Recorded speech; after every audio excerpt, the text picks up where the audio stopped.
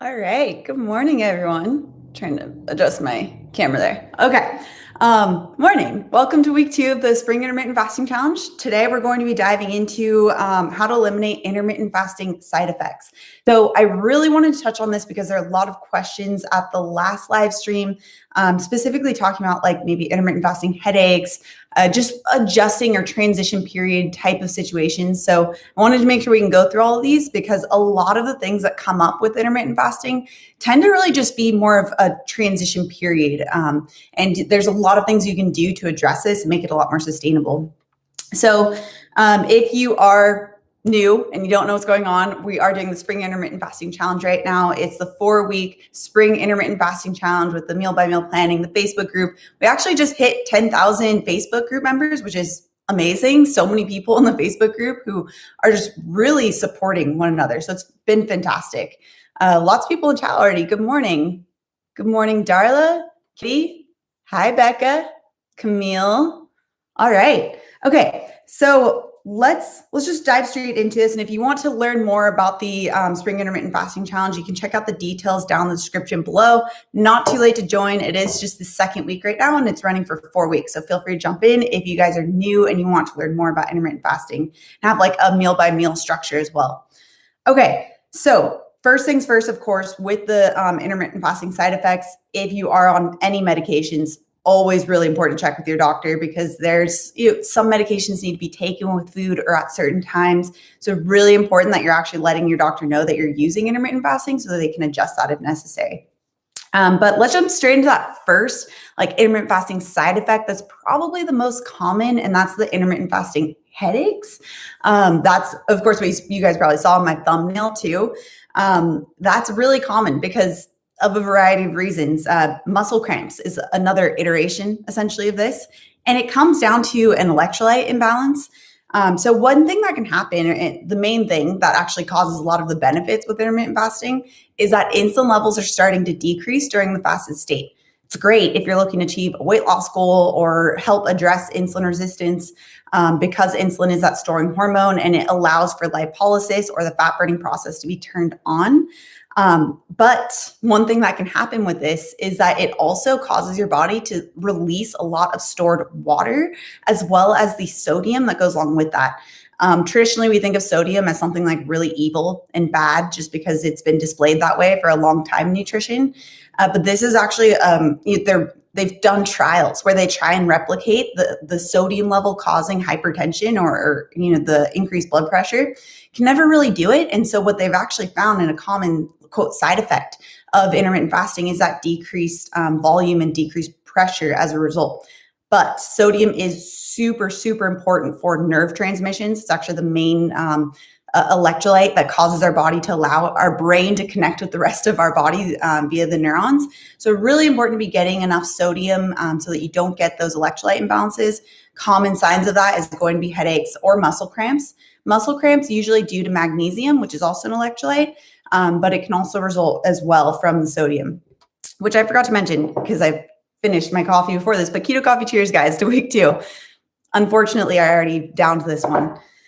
So obviously, if the main issue with that first problem, the main side effect of headaches or muscle cramps is the electrolyte imbalance, the biggest thing that you need to do is replace those electrolytes lost.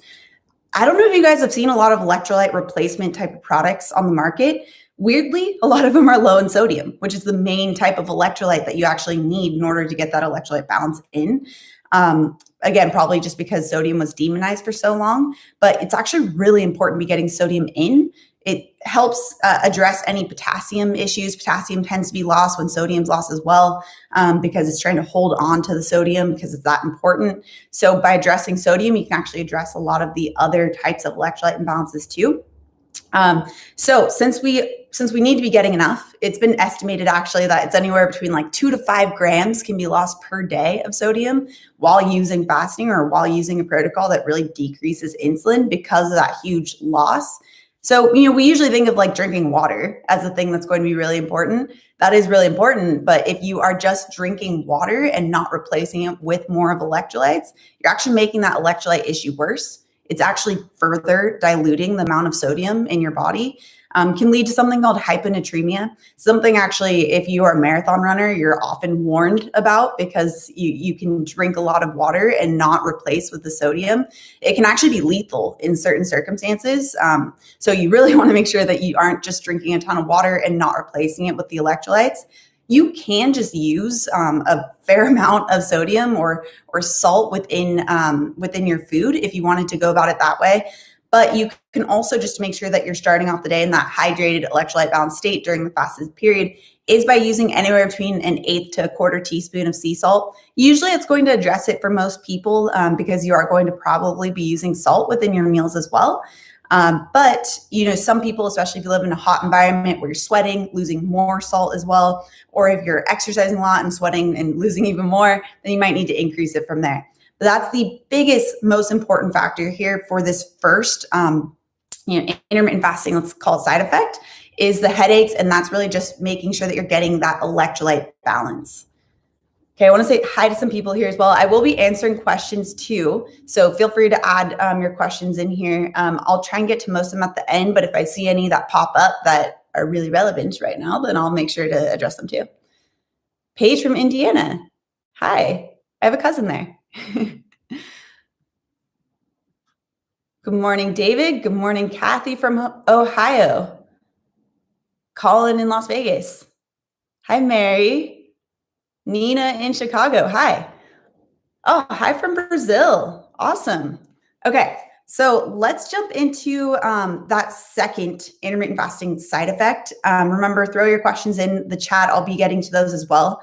If you could add like a couple question marks next to it, just like in the beginning, it'll make it a lot easier for me to find them so that I can actually answer the questions.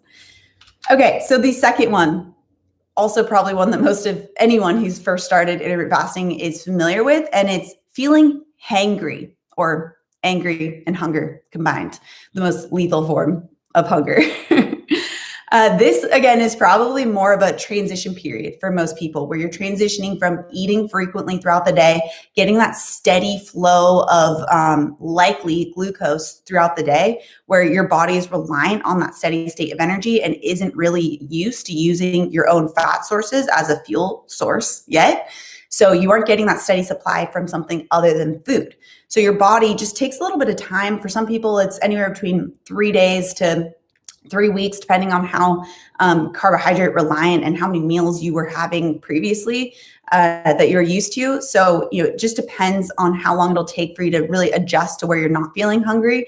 But this is why I'm a really, really big fan of using keto coffee during the fasting period, especially if you're a beginner, for that exact reason, because it helps to provide some fat for your body to use so that you can actually have a fuel source that is fat that allows your body to start using fat while still not feeling hungry. So it helps a lot with that transition period. It helps to get it so that you're not feeling that like instant need to eat something, which can make that fasting period just miserable, which no one wants. And instead, it can make it that you are getting some amount of fat to help reduce that hanger experience. So if you guys don't know what keto coffee is, which I'm sure most of you probably in the chat probably are already aware, keto coffee, cheers to that. But I do have a lot of videos on my YouTube channel. You can just like type Autumn Bates keto coffee, pops right up. I have I don't even know, probably 15 at this point. I also have on my website at autumnmelnutrition.com a lot of different keto coffee recipes. Common question, does this break a fast?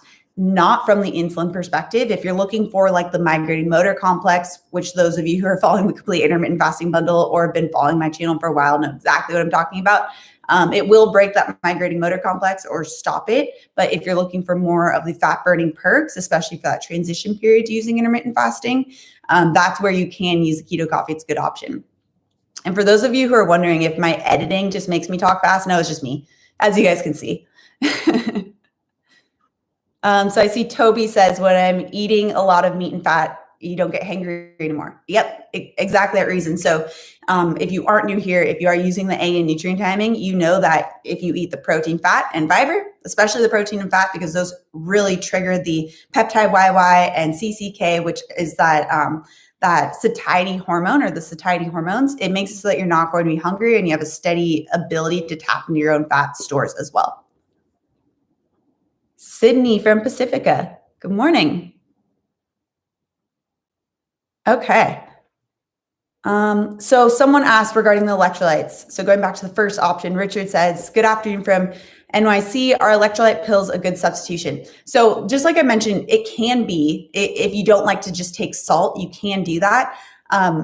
It's just very rare to find some high quality electrolyte substitutes, I guess you would say, where it actually contains sodium. So remember, sodium is the most important one. It's the one that's lost in the greatest amount. So you really want to be making sure that you're getting enough of the sodium too. Obviously, salt is one of the easiest ways to do that, especially if you don't want to pay a lot of money for something when you can just get it from a high quality salt. Like I use Celtic sea salt. You can also use Himalayan pink salt. Then you can always go with that option. But there are a few different types of products on the market that I've seen that are electrolyte replacements. But if you're using it during your fasted state, you really have to also make sure there's no sugar involved. So that's like the other caveat. You want to make sure there's no sugar. You also want to make sure that it has enough sodium in there. So you'll typically only see like 20 to 40 milligrams, which is really, really low for the sodium. You'll want to see that at least in the 100, 200 milligrams. The one that I personally will use if I'm not using sea salt has about 1,000 milligrams. Remember, you can lose anywhere between 2 to 5 grams, which is 2,000 to 5,000 milligrams of sodium per day when you are, especially in those initial phases of using fasting. So really important. Yes, Colin, specifically, she recommends a brand Celtic sea salt. Yep, that's the one that I personally use. You guys will often see it in my like what I eat in the day videos where it's like this little bag and I just take a big heavy pinch and I'll use that. And you can, once you start to get used to using sea salt and seeing what it feels like to feel electrolyte balance, where you're not feeling super thirsty all the time, where you aren't experiencing those headaches, you can also kind of adjust and see the days that you need a little more. Like I found on days when I get really bad sleep for whatever reason, I actually need a little bit more of the sea salt to help make myself feel more hydrated that day. So it can range on how much you need, but an eighth to a quarter teaspoon is a good place to start because you probably are going to be getting some salt during that eating window as well. Darren, that fridge is from the year 3000. It's so advanced compared to mine. I know. I don't know how to use it. Apparently you can like use your phone when you're out grocery shopping to look inside the fridge and see what's in there. I don't know how to use it. I'm like not a great millennial in that sense. Okay, the third just intermittent fasting side effect, and I wouldn't really even call this one, but it's just something I've seen it happen a lot for a lot of people, is bloating. So the actual perk of intermittent fasting is that you won't feel bloated, but usually people will feel bloated when they go to break their fast and eat right away. There's a few reasons why this can happen. I feel like a orchestra person with this. I'm gonna put it down. But with bloating and intermittent fasting, usually intermittent fasting is going to help because it helps stimulate the migrating motor complex, which if you guys aren't using the complete intermittent fasting bundle where it talks a lot about that, it's essentially this natural process within the body where it turns on a gut cleaning process, starts to allow for like secretions and just different methods for the body to get rid of left behind food and bacteria. It's in the small intestine and flush it out. So usually if that bacteria is in the small intestine, it can sometimes lead to overgrowth and sometimes lead to quite a bit of fermentation. So it helps to get rid of that. And that's what intermittent fasting stimulates, is that MMC or migrating motor complex. So if you're feeling bloated when you go to break your fast, or even if you're having keto coffee, few reasons why. First of all, I found that it's because people haven't addressed their eating window. And if you guys have tuned in for previous lives, or if you, again, follow my programs like the Complete Intermittent Fasting Bundle, also linked in the description, you know that the eating window is just as important as the fasting period, because you can really undo a lot of the great benefits of intermittent fasting by what you eat during your eating window. And typically what happens here is that you get all the great perks of that fasting period where you're getting that stimulation of the cleaning of your GI tract. So you're not feeling bloated during that time. But then maybe you eat a lot of the foods that really cause a lot of fermentation with the GI tract. So typically simple sugars, refined grains are some of the most obvious and simple ones, but there's a lot of other different types, and maybe even just higher sugar fruits can be a problem for some people because of that just fast fermentation ability that these simple sugars can have. So that's where addressing your eating window, making sure that you are more focused on the protein, fat, and the fiber components. A lot of the different recipes that I talk about on this channel in the Complete Intermittent Fasting Bundle, which is used for the Spring IF Challenge, That's really important to help further address the bloating too. That's where I think I talked about during the last live stream, that's where I have the specific gut healing guru protocol in the bundle for that exact reason, because there are some people where they really need to focus on more of that gut healing aspect. Intermittent fasting is one really great tool, one really great step, but addressing your eating window is just as important. I don't get the joke on the dad baits. I've seen Indiana Jones, but I don't get that. You'll have to explain it to me in the chat. Remember, if you have any questions, just add in the question marks before your question. So like 4 question marks before, so I can actually quickly go through and check those out. Santa says, I'm fasting right now. I would keto coffee cheers, but just water cheers to that right now. The other thing that can happen is if you actually have small intestine bacterial overgrowth or SIBO. So with just any type of SIBO protocol, one really important aspect is activating the migrating motor complex and getting the left behind food and bacteria flushed out. That's what a lot of SIBO specific doctors and naturopaths will also implement. It's what I will use for a lot of my clients too. But it's where you also need to, if you have SIBO or if you suspect you might have SIBO, which there are tests for that. It's just the hydrogen breath test where you can ask your doctor for it. But if you suspect you have SIBO, then again, addressing the eating window is just as important, because some foods that are even seemingly healthy just can't be had during the eating window during the healing process of SIBO. So if you do think you have SIBO, definitely check in with either your doctor or a naturopath. I found that a lot of GI doctors might not even run the test for SIBO. So you might need to go to a naturopath or order it in yourself where you can get it done at home. So you might want to check in with that just so you can see if you need to further address what's within your eating window. And then the last component for why you might be feeling bloated is because of the fat content. So if you aren't used to eating fat sources, so if you're used to having like a higher carbohydrate, lower fat protocol where your body is more reliant on using that steady stream of carbohydrates as a fuel source instead, you could even feel bloated from the fat content in the beginning. That's important to remember, in the beginning, because what happens is that you aren't used to producing the amount of bile or secreting the amount of bile needed to break down those fats. And so it can enter in through your GI tract, not really digested, and that can lead to bloating. So that's where if you aren't as used to using fat and you're experiencing bloating, especially with something like keto coffee, then you can just make sure that you start off with a little less fat. Maybe start off with about half or a quarter of the fat that's in the keto coffee or in your meals, so that you can then slowly increase as your body starts to just produce the bile capacity, ability, whatever you want to call it. Okay. Okay. So intermittent fasting, DC, intermittent fasting and carnivore diet, is it healthy? Del from New Mexico. I have a video on this. It's a little bit older. I don't remember. It was like a year and a half old. There's some reasons why someone might want to use that protocol. Definitely a lot of autoimmune protocols have found it really helpful, but there's wrong ways to do it and there's right ways to do it. So I'm going to write that down to make sure to put that video in the link or in the description down below so that you can check that out. But I do go into more detail in it with that specific video. You can also just search Autumn Bates carnivore. That might pop up on there as well on my thoughts on it.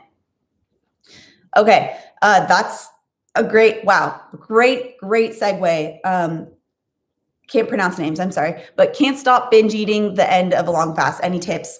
Literally the 4th tip I have right now is on overeating. So really, this is typically an initial transition period with intermittent fasting. And it's, again, probably for a number of reasons, either because you're used to eating very frequently with smaller meals, or you're just transitioning over to using fat as fuel. So when we're actually in a state where our body is using its own fat as a fuel source, your hunger level should be very low, because our body doesn't really differentiate between fat that we eat and the fat that's in our body. So it will just see fuel coming in and it won't trigger a lot of those hunger signals because it sees fuel coming in. So if you are feeling really, really hungry during your fast state, big sign that your body hasn't started to utilize fat as fuel very efficiently. So with that, especially in the beginning, you really want to make sure that you're focused on those high quality sources of protein and fat. And if you are finding yourself really hungry, even with eating quote enough of those, which again, I do have a video on calculating your protein needs. I think it was like not last live stream, but the live stream before that, if I remember correctly. Make sure you review that because a lot of people don't consume nearly enough protein as they think they should be getting. But make sure first and foremost, you're getting enough of the protein and fat, but then also really making sure that you're not eating the types of foods that will spike hunger. And those that will are the ones that spike insulin, because insulin just immediately stores and causes hunger to go up. That's why, I don't know if you've ever noticed this, like if you have a meal that has a lot of rice or a big pasta bowl where it doesn't really have much protein either, you might feel full in the moment, but you're going to feel hungry pretty soon after. And it's because you didn't get those satiety signals with protein and fat, and insulin can just make it so you quickly get hungry again. So in regards to like, quote, overeating, it's really just that you probably haven't eaten enough of the proteins and fats to get satiated during that eating window. But also you might want to start off with a little bit of a wider eating window and a shorter fast as your body transitions to using fat as fuel, and using keto coffee to help with that transition period. So that was really crazy timing. Good question. You got it right when I was about to say it.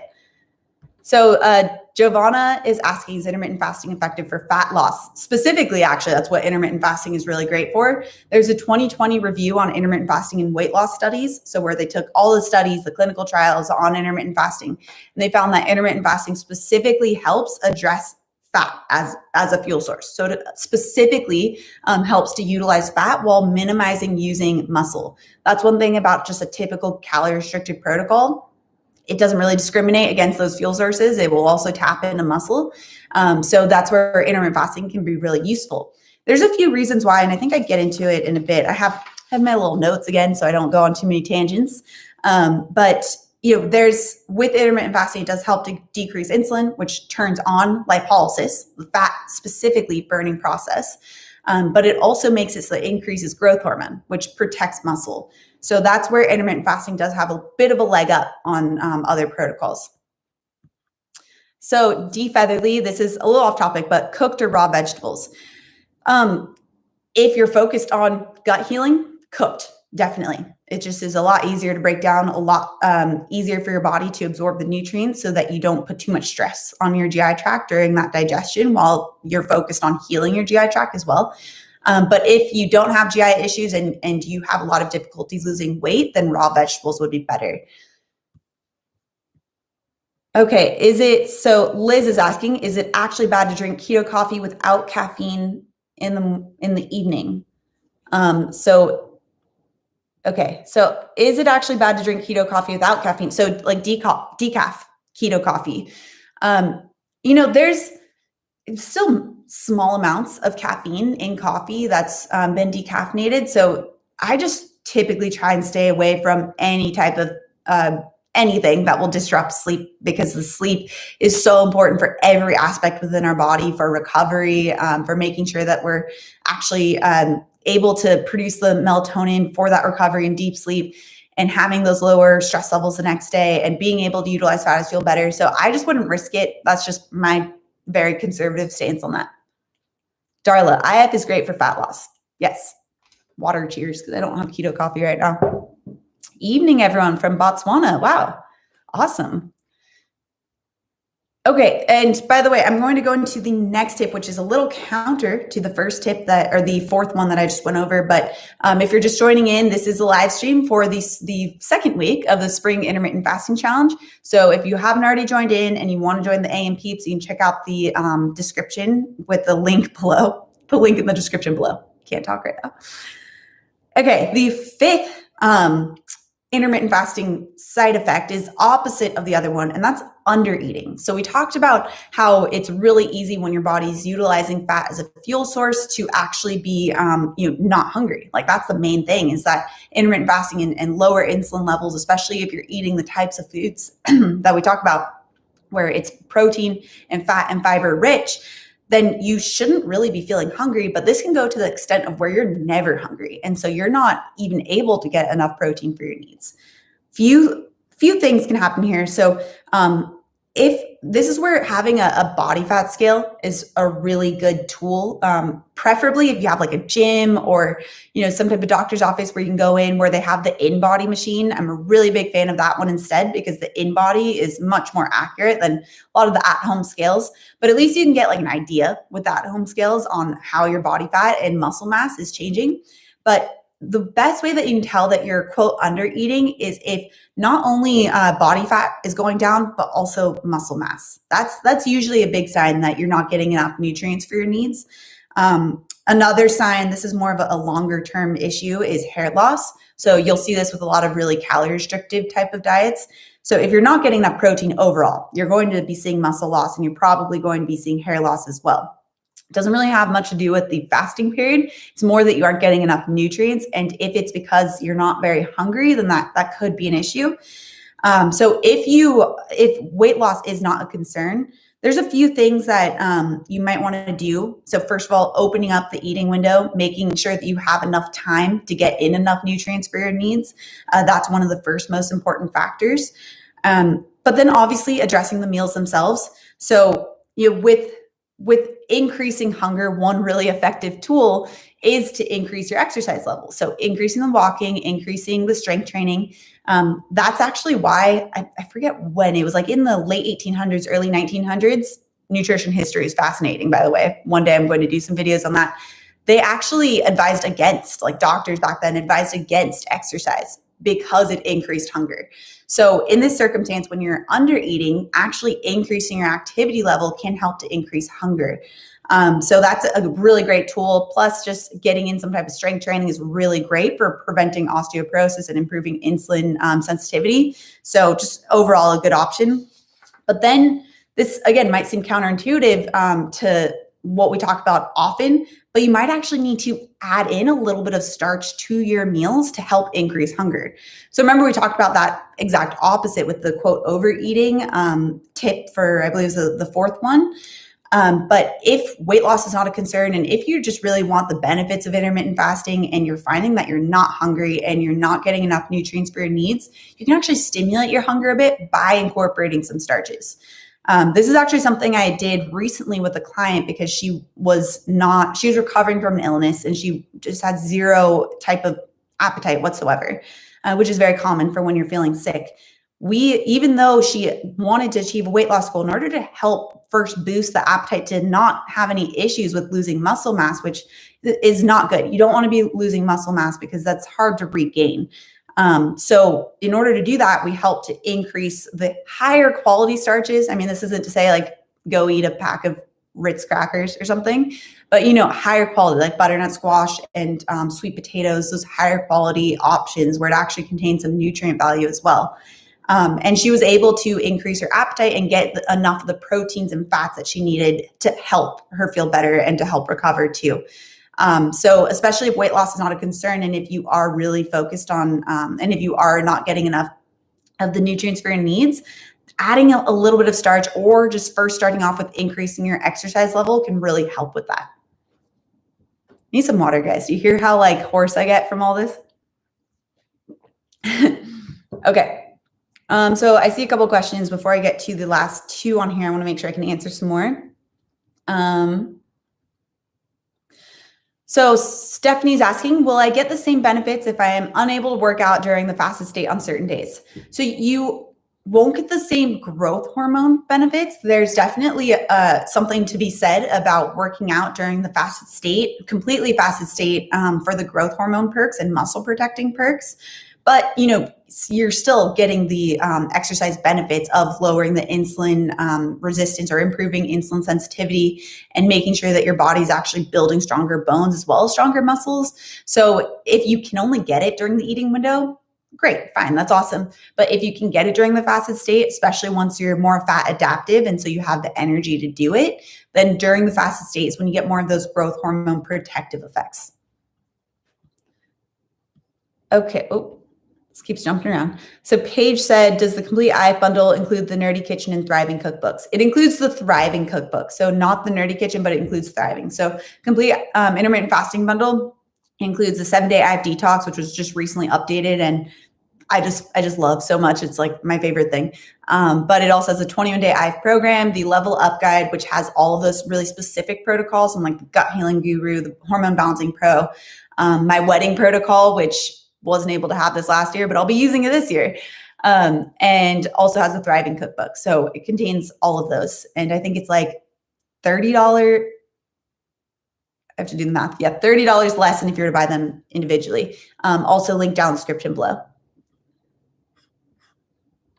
Okay. Yeah. Colin said doctors advise against exercise. Yes, they did back in the day. Like I think this was like the 1800s and early 1900s because they saw that it stimulated hunger. So, there's been a lot of interesting nutrition history. Okay, great question. So Nicole's asking, why would my glucose levels increase when working out in a fasted state? That's actually an adaptive response. You should see blood glucose levels increase. And that's because when you're exercising, especially at a higher intensity, the body is starting to increase cortisol production so that you have that faster source of glucose available for your body to actually use for this higher intensity exercise. So you will see naturally that increase in blood glucose when you exercise because of the increased cortisol temporarily. It's not necessarily always a bad thing, but so that you do have the energy available for your muscles to use during that exercise. So that's actually an adaptive normal response. Okay. Oh, Becca, I got that. Thank you. David says, I strongly prefer working out fasted. It feels so much better. Yeah, once you are more adaptive to using fat as fuel, you definitely feel more energized during your workouts just because you do have that steady state of energy rather than those crashes. Okay. So Kelly says, first 10 minutes was huge for me. I drink water, but not with salt. Number one change in my routine starting today. Thanks, Autumn. And hello from Los Angeles. Hello. Okay, so I'm going to go on to the next one. Just keep adding your questions in. Remember to add like the 4 question marks before so I can find those a little bit easier and answer those. So the next most common intermittent fasting like side effect is that muscle loss. So that goes back to what we're talking about on under eating, which really isn't a side effect of intermittent fasting itself. It's more of, again, that eating window. Like as you can see, a lot of these, other than the first few with electrolytes, a lot of these side effects really has nothing to do with the actual fasting period. It has more to do with what you're eating during the eating window, which is why I created the complete intermittent fasting bundle, because it was so just under considered for so many people using intermittent fasting. You've probably seen this where so many experts will say like, oh, you just eat and then you don't eat. And that can cause so many issues hormonally within the body, especially with women where we're so sensitive to hunger hormones. So definitely addressing the eating window is just as important, if not more so, than the fasting period, because it can really make or break your results. So muscle loss is likely from a couple things. First of all, you're not getting enough protein. So that's a really big one. So with fasting, you're eating during a smaller amount of time, and you might not be able to get enough protein in during that time. If that's the circumstance, and if you are trying to really get in enough protein during that eating window, but you're just not able to, then you might want to open up your eating window a bit there to allow for enough protein. The other possibility is that you just haven't started to incorporate strength training. So one thing I talk about a lot is not starting right away with intermittent fasting with your normal workout routine, because remember, it can increase hunger. So what we want is to make sure that that transition period, that 3 days to 3 weeks, is really easy for you, where you aren't stimulating hunger, you're not getting hangry. So with that, you want to make sure that you decrease your exercise level in the beginning. Something huge we talk about as well in the bundle. But if you haven't started to increase your exercise again, then the muscles aren't getting that stimulus to build. So muscle is just really metabolically expensive for the body to make and to keep. So to actually keep the muscle, you need to be getting enough of the protein and the stimulus to let your body know that you actually need to be keeping it. So if you aren't still challenging your muscles with strength training or whatever type of exercise you're using, then your body isn't going to maintain that muscle mass because it costs so much. It's so not cost effective. It's such an expensive piece of tissue to keep, where if it doesn't need it, it's going to get rid of it. So you do want to make sure that once you are getting back into the flow of using intermittent fasting, where you aren't going to be really hungry or hangry, and that you have become more metabolically flexible and where your body's using more fat as fuel, that you start to incorporate the strength training again. Which is why also in the 21-day I program in the bundle, I have all those strength training exercises for that exact reason. So you still want to make sure that you are challenging your muscles. It's so important for so many other health aspects of life. But also even if you just want to be toned, then you do want to make sure that you have that stimulus that you're providing for your body. You can't just eat protein and build muscle. Although I know a lot of people would love to do that. But you do need to make sure that you not only have enough protein, but you have the stimulus as well. Paige Clemens, I bought your 7-day IF detox and it was amazing. I'm sure the others are too. Thank you. Okay, Jasmine. Hi, Jasmine. If you break the momentum of fasted exercise for a day or a few, do you lose the weight loss or muscle gains and have to start again? I think what you're saying is like if you don't exercise on one day, then do you lose muscle mass? I'm assuming that's what you're saying. It's actually really important to have those rest days, depending on the type of exercise you're having, because that's where the body actually recovers. So we often think of like the exercise as where we're building the muscle. That's not true. The exercise is where we're breaking down the muscle, and that's the stimulus for the body to then come in and essentially add more muscle back on to repair those areas. So you need to have that rest period in between workouts so that you actually get that repair time as well. Otherwise, you're just always breaking down muscle. You're never allowing for that rest time to repair it too. Okay, and then let's go on to the next one. We'll get to more of these questions, which if you're just joining in, this is the live stream for the Spring Intermittent Fasting Challenge Week 2. If you want to join in with the rest of the AM peeps, which we now have 10,000 Facebook group members, can't talk, then you can just check out the details for how to join in with the meal by meal planning, the whole accountability of the Facebook group in the description below. Okay, so the last one also can be a little counterintuitive to what you would think for intermittent fasting, but that's constipation. So I've actually seen quite a few people say that they feel more constipated when they use intermittent fasting. Typically, this comes down to not enough water, so not drinking any water during that fasting period, or eating the wrong foods. So we've already gone into detail on the food portion, so let's just go back to the water for a bit. With any food that you're eating, you're actually getting some liquid as well. You're probably drinking water at the same time or some type of liquid when you are eating. It's easy for a lot of people to forget during their fasted state to have any water. So already that's going to cause an issue for the electrolyte balance that we talked about with that first strategy. But also it's just going to mean that you're really dehydrated and you're not getting that lubrication within your GI tract to help pull and move things along. Because really with fasting, you should be getting that improved migrating motor complex that can help stimulate a bowel movement. So if you are still feeling constipated, at least as long as there's not other health considerations to factor in, then you really need to be making sure you're getting enough water, especially during that fasted state. And then along with that water, remembering to also add in those electrolytes so that you don't get the headaches that go along with it. So if you are just joining in and you don't really know what I'm talking about in terms of like the headaches and electrolyte balance, definitely go back after this live stream to the beginning because that's the most common intermittent fasting side effect.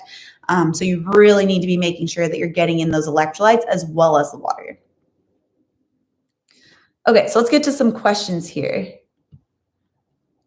I'm going to scroll back a bit so we can see if there's any I missed.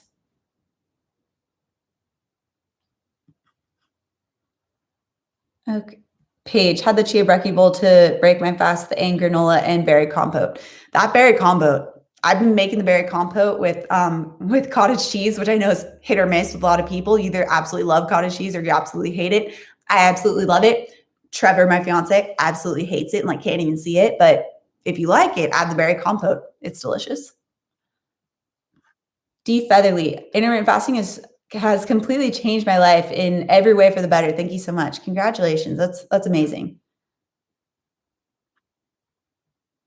Okay, so Rick Jones says, if you don't have much added muscle to lose, in other words, never lifted before, etc., will your body ever consume your limited base muscle during fasting ketosis if you still have fat to lose instead?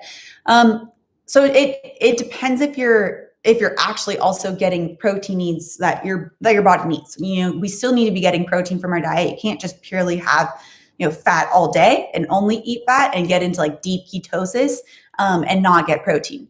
You do get a little bit of recycling of protein through like autophagy and breaking down of old cells, which that's definitely the case. But it's not really going to be enough to sustain you. I mean, that's where you can get into that state of like essentially starvation mode.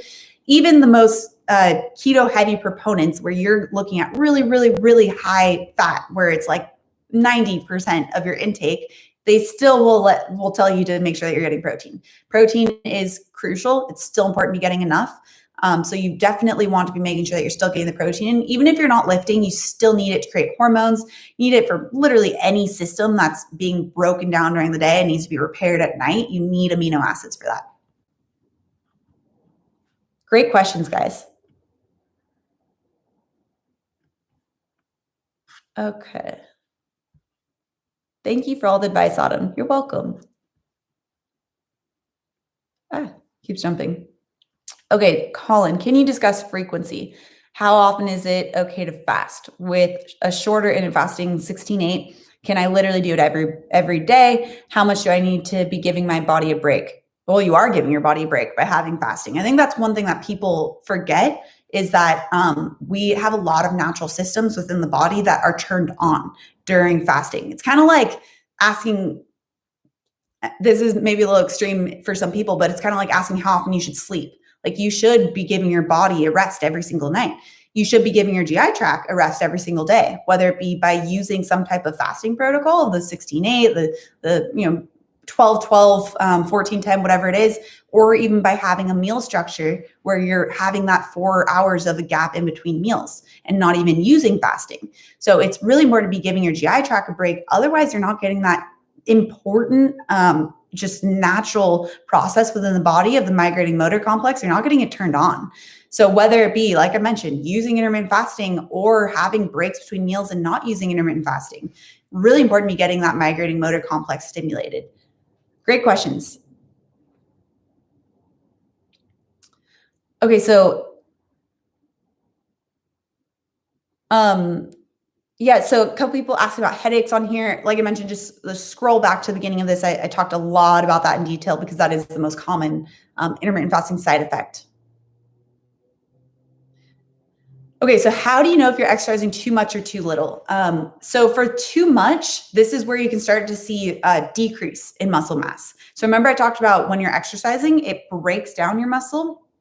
So if you're exercising too much and you're not having that recovery period to actually build the muscle back up, you'll see people starting to decrease muscle mass even though they're exercising a lot. So it's a really big sign that you're getting too much exercise. For too little, if you're not at least moving every day, if you're not at least walking 15, 20, 30 minutes every day, that's probably too little. I mean, as humans, we're built to be moving. It's only very recently that we sit all day. So very likely, if you're asking if it's too little, it's probably too little. You do need to be getting out and getting moving. Of course, according to your own abilities and where you're at in your fitness journey. But in terms of over exercising, if you're seeing that decrease in muscle mass, there's a lot of overtraining symptoms that you'll traditionally learn about if you're a personal trainer or if you're a nutritionist. But some of them, a major one is that muscle mass is decreasing, or motivation even to exercise starts to really decrease. Mood changes and mood swings, really drastic ones, can also be tied to overtraining. So there's a lot of factors there. Okay, so Rainey is asking, thank you for the super chat, is lightheadedness common?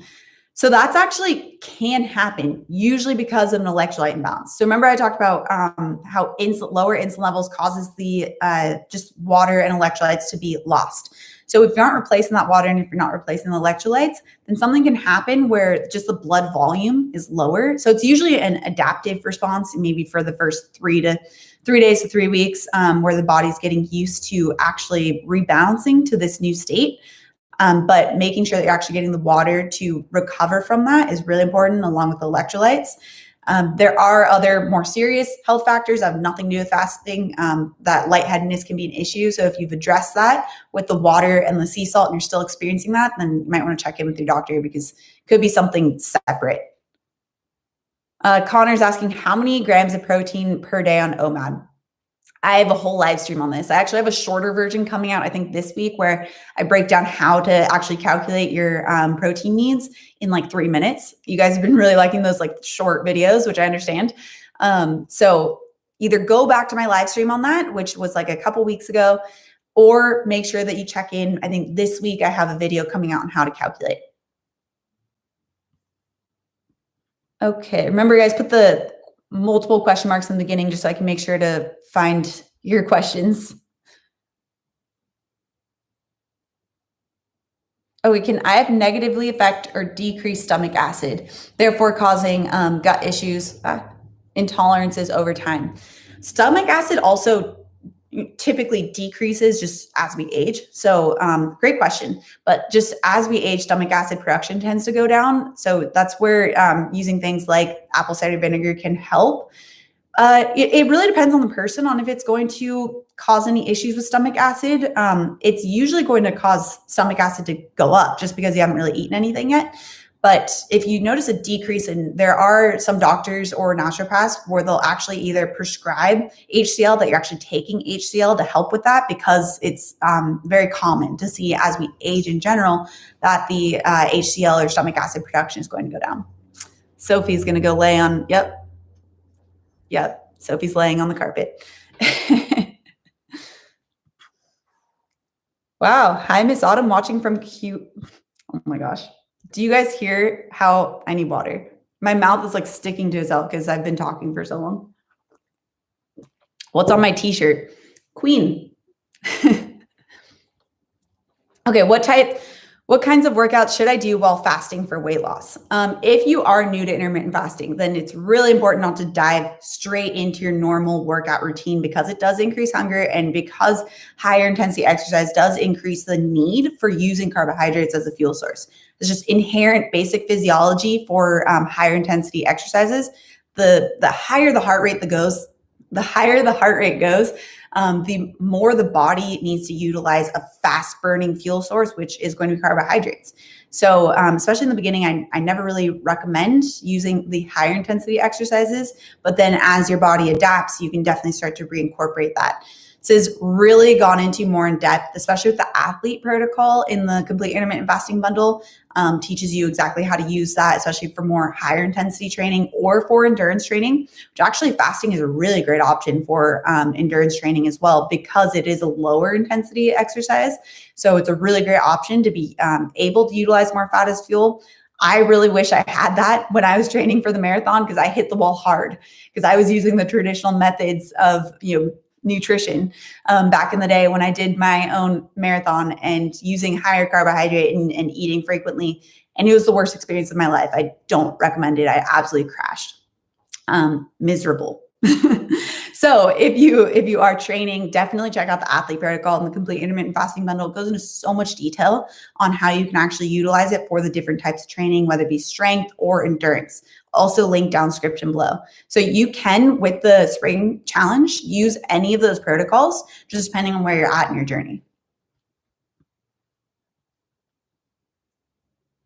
Okay, looking for some more questions on here.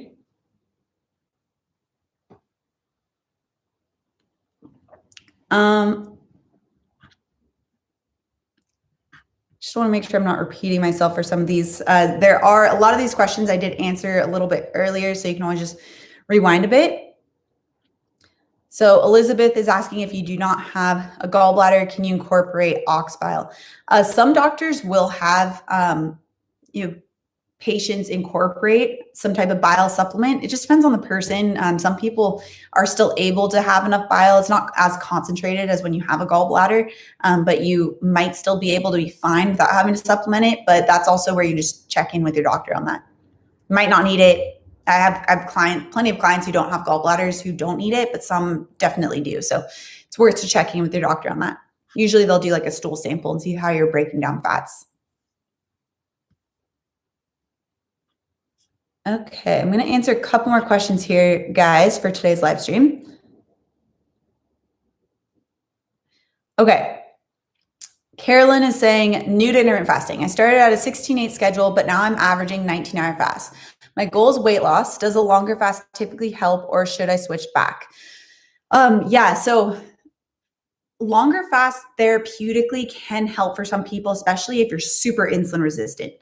But what I've seen with a lot of people, if you aren't super insulin resistant, then you're usually just going to be using intermittent fasting as a form of calorie restriction, which is not very sustainable, where you're just simply skipping a meal and not getting enough nutrients during your eating window for your body's needs. So longer isn't always better. If you have like specific therapeutic purposes for really addressing insulin resistance, then it can be helpful. But for a lot of people, I've seen that it can be used in the wrong way. So if you find that you're plateauing with intermittent fasting, then you probably haven't addressed your eating window. I really can't reiterate this enough. This is exactly why I created the complete intermittent fasting bundle, because so many people don't consider their eating window, or they think that they are, but they aren't really actually getting in the nutrient needs that they have in order to achieve long-lasting results and health as well. So definitely, if you're new to intermittent fasting, highly recommend go through all my videos, of course. And then also check out the complete intermittent fasting bundle. That's literally what I developed it for. It's linked down in the description below. Okay, so Cas B, on IF for 5 weeks now. My skin was perfect and a lot less fatty in the first weeks. Now it's going back to normal. What is the mechanism behind this, and how can I get this to go back? I don't think I quite understand the question, but it could be a collagen issue, could be, again, the protein issue. Like I mentioned, the fact there might be the loss of elasticity. I think that's what you're saying. But it's often comes down to even your protein intake, which makes collagen in the body. So just simply taking collagen isn't really quite going to be enough. You need to either make sure first and foremost you're getting enough protein, and then that you might be adding in a collagen supplement to get that added boost. But yeah, you definitely want to check out your protein amount. Go check out my live stream on how to calculate your protein needs. Really take a look at your meals and see if you're getting enough. And that should help with at least the collagen levels. Colin, autumn doesn't count calories. No, I don't. I have a lot of videos on that. The bundle is great. Thank you. Oh, Trish, thrilled to catch you live. Love your content. Thank you so much. Okay, do longer 48 to 72 hour fasts work for fat loss? I'm struggling to lose weight, my last 5 to 10 pounds of fat. This is exactly what I was talking about, on where if you just focus, especially the last 5 to 10 pounds, probably not a huge issue with insulin resistance, and you probably haven't fully addressed the eating window. Make sure that you take a look at how much protein you're getting in. Check with the egg and nutrient timing to make sure you're getting enough nutrient needs for your body. Could just even be the stereotypical weight loss plateau that can happen with just a typical calorie restricted protocol, where the basal metabolic rate starts to decrease. So that's probably what's going on. It's what I see happen all the time with people using intermittent fasting if you aren't addressing the eating window. So make sure that you check that out. Again, check out the details in the description below.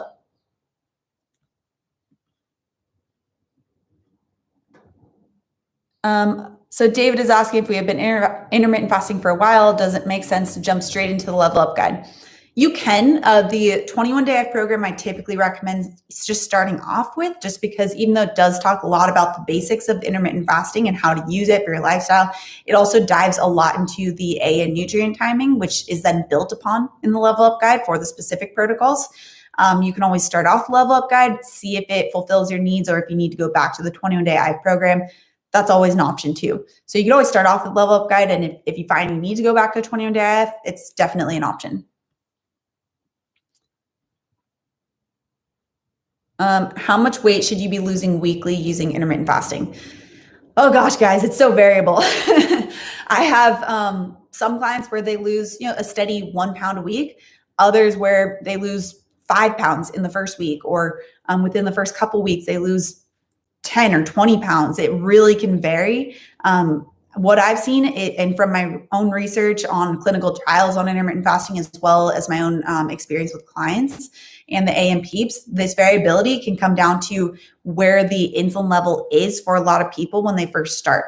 If someone's fasting insulin level tends to be a lot higher, then you're probably going to see, at least at the beginning, a little bit slower of weight loss and then maybe a lot faster as things go on, whereas it can be vice versa if insulin level isn't as high to start off with. But it can really range. If you aren't seeing any weight loss, then you probably haven't addressed your eating window. And that is very, very important. That's the number one thing you guys get out of this live stream: address your eating window as well as your fasting. You'll be miles ahead of most people with intermittent fasting. So make sure that you just take a look at your eating window as well as your fasting window.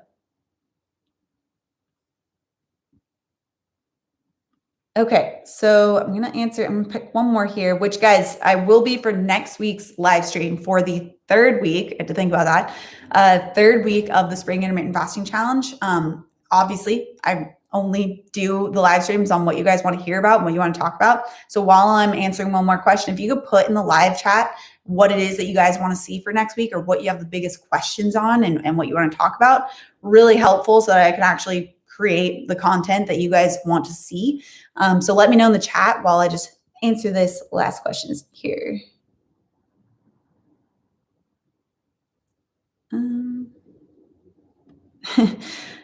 Someone's saying, take a sip of keto coffee if you notice me. I would if I could, but unfortunately I'm out. Okay. Oh, now there's a couple really great ones. Which one?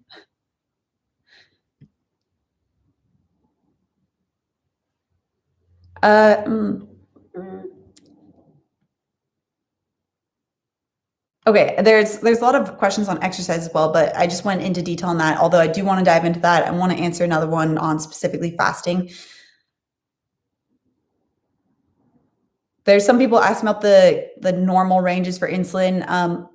I want to go more in detail on that question, possibly even interview this one researcher who covers a lot of this in the future. So I might, maybe for a live stream, I could even bring on another expert who's more of a researcher in the field, less of a clinician and more of a researcher. So if that's something you guys would want to see, definitely could at least try and make it happen. We'll see if they'll come on the channel. Okay, I'm going to go on to Megan's question. Is there something I can eat for dinner that won't make me as hungry during my fast in the morning? Yes. So if you find that you are very hungry the next day during your fast, then probably you want to cut back on those starches. Because remember, starches is what can cause hunger to go up.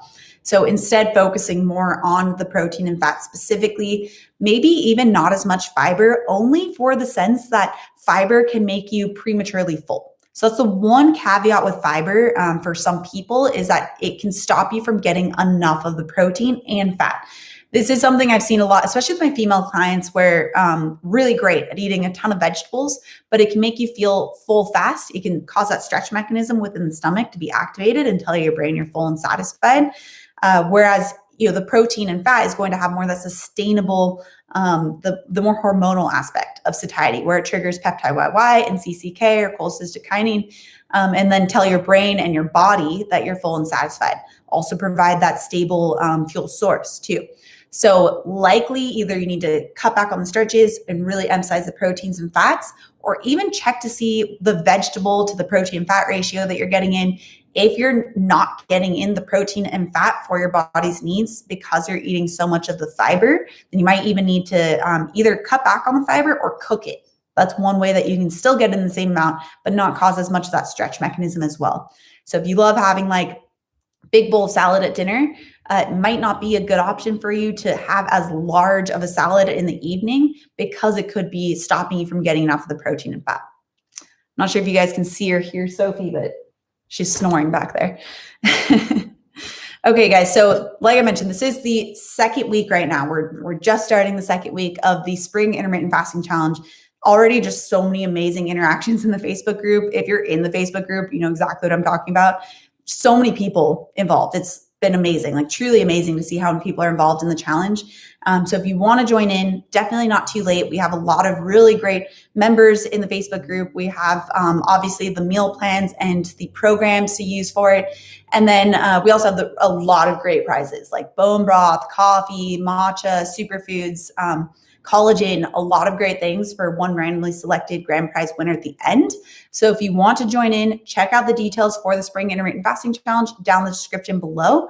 Otherwise, for next week's live stream, it'll probably also be at 9 a.m. If anything changes, then I'll let you guys know.